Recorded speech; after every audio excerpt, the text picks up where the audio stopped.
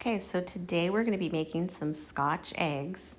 And first we need to have some hard-boiled eggs. Now you can do it the regular traditional way, but I'm going to be putting them in my pressure cooker. And I have 7 eggs that I'm going to put in there. Now for me, it works best to do 6 minutes in the pressure cooker. Let it rest in there for 6 minutes and then release it and then put it in the cold water. So that's what we're going to be doing.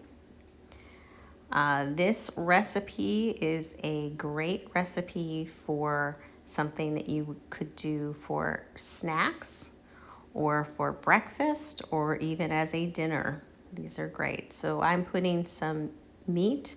It can be hamburger meat, it can be sausage, it can be just about any kind of meat. And then whatever spices you want, you could add Parmesan cheese or any other kind of cheese. And I'm just mixing that up nice. And we're going to be forming some meatballs basically.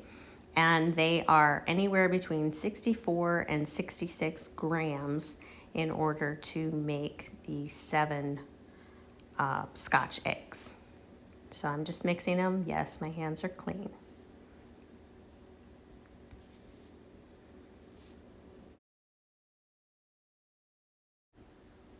Okay, so now you're going to see the pressure release and letting that go. And I didn't make it sound so you can't hear it, but that was a pressure release. And then we're going to be putting each egg into the ice cold water. I have ice already there, and I have, obviously it's in water, and we'll leave them in there until they feel, so that I can handle them, because I'm a wimp and I can't handle it when it's too hot.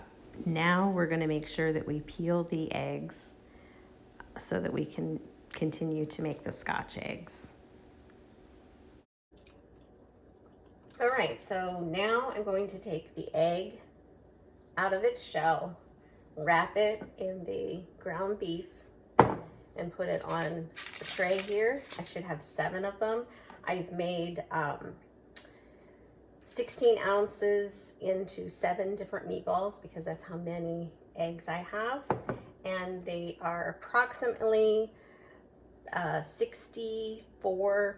between 64 and 66 grams of ground beef.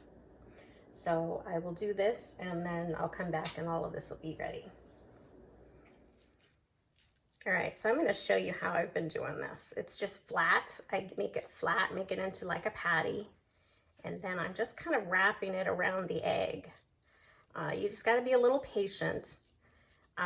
If you don't want to be patient, you could always make these a little bit more ground beef, and then you can just wrap it around a little easier. But since these are, a little bit smaller, I need to just be a little more careful, and just take my time and making sure that it seals up.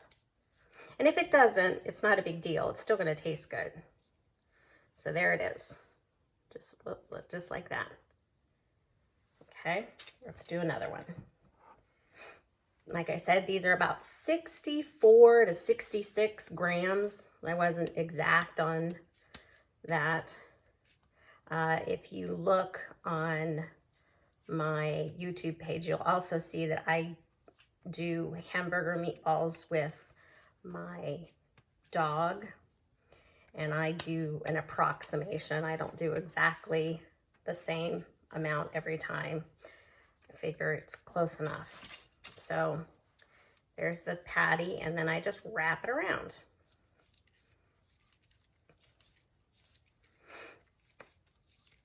And here we go. This one's going to be a little trickier because it seems like this one may be a little bit smaller than the other 2 that I just made, but that's okay. It'll still work. It'll still be good. And like I said, you just got to be patient. Just let the meatball go around it. These are really good for snacks. If you are, just wanting something that's high in protein, and there's hardly any carbs in it. The only carbs would be in the spices and in the egg itself, which is not very much either. So I will be done here in just a minute. Okay, so here are the Scottish eggs, ground beef, and some spices. And then we're going to put it in the air fryer. I'm going to put it in for about 20 minutes and I'll see how it goes. I want to turn it to about 375. The only thing that really needs to cook is the hamburger part because the hard-boiled eggs are already done. So we're going to make sure we plug it in. It is plugged in. And it needs to be on air fry. And our timer. So we're going to put it in for about 20 minutes and see how it goes. I'll be back.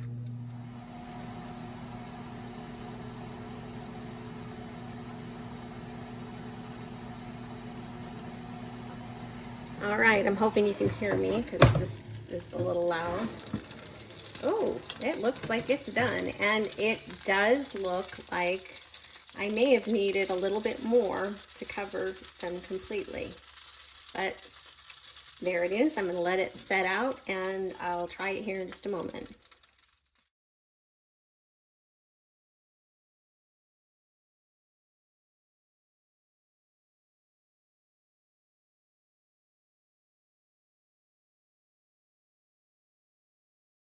So I'm going to taste this.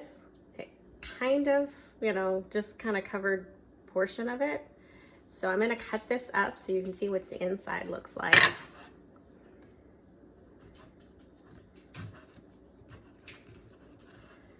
Oh, this looks lovely. That's the inside. Now, I guess I would add a little bit more.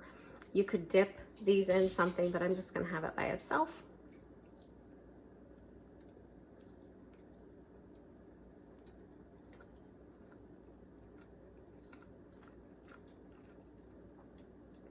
It's very good.